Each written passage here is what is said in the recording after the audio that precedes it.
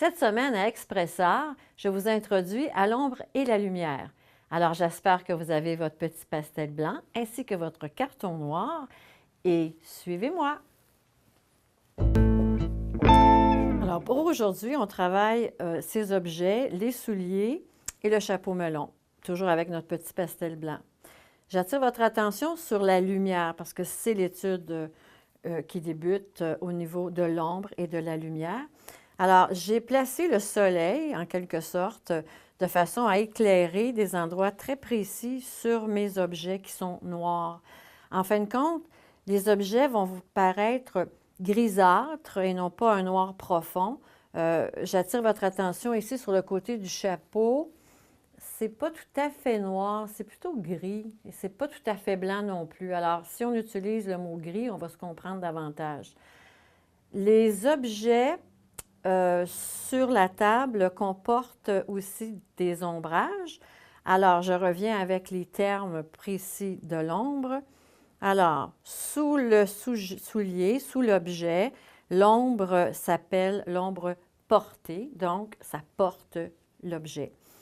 Sur l'objet lui-même, l'ombre est propre parce qu'elle appartient à la forme qui est par l'usure, si vous voulez, de l'objet. Alors, il va y avoir quelques petits effets de lumière et d'ombrage à ce niveau-là. Et l'ombre projetée, c'est-à-dire l'ombre sur le mur, en quelque sorte, bien, c'est vraiment différente de ce que vous voyez normalement sous l'objet parce que l'ombre est un petit peu plus est différente de l'objet lui-même puisqu'elle est projetée et ça dépend sur quelle surface c'est réfléchi. Alors, si j'ai un drapé ou si j'ai un mur tout à fait droit, alors tout dépend un peu de ce que mais je dois observer ces choses-là, OK?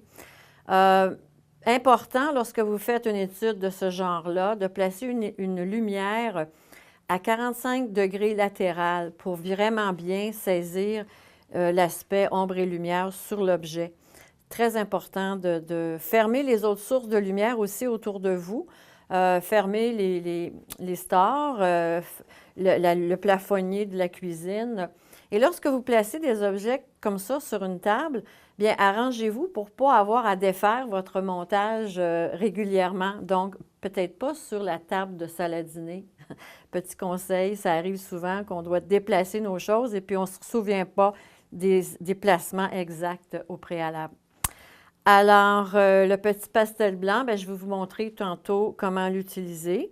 Et je crois que si j'attire votre attention davantage sur les objets, vous voyez, en plissant les yeux, je remarque beaucoup de lumière, en fait, beaucoup de reflets. Alors, c'est ce que je veux aller dessiner.